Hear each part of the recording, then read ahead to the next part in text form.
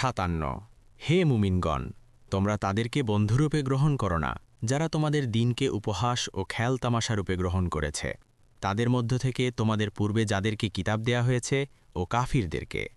আর আল্লাহর তাকওয়া অবলম্বন করো যদি তোমরা মুমিন হয়ে থাকো।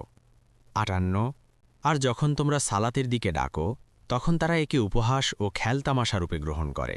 তা এই কারণে যে তারা এমন কওম যারা বুঝে না। 59 বলো, হে কিতাবীরা, কেবল এ কারণে কি তোমরা আমাদের প্রতি বিদ্বেষ পোষণ করো যে আমরা ঈমান এনেছি আল্লাহর প্রতি এবং যা আমাদের প্রতি নাজিল হয়েছে এবং পূর্বে নাজিল হয়েছে তার প্রতি? আর নিশ্চয়ই তোমাদের অধিকাংশ ফাসিক।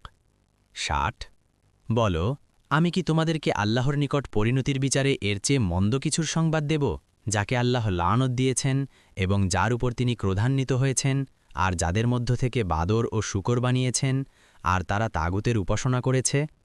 তারাই অবস্থানে মন্দ এবং সোজা পথ থেকে সর্বাধিক বিচ্যুত। 61 আর যখন তারা তোমাদের নিকট আসে, তখন বলে, আমরা ঈমান এনেছি, অথচ অবশ্যই তারা কুফরি নিয়ে প্রবেশ করেছে এবং তারা তা নিয়েই বেরিয়ে গেছে। আর আল্লাহ সে সম্পর্কে অধিক জ্ঞাত যা তারা গোপন করত। 62 আর তুমি তাদের মধ্য থেকে অনেককে দেখতে পাবে যে তারা পাপে, সীমালঙ্ঘনে এবং হারাম ভক্ষণে ছুটোছুটি করছে। তারা যা করছে তা কতই না মন্দ।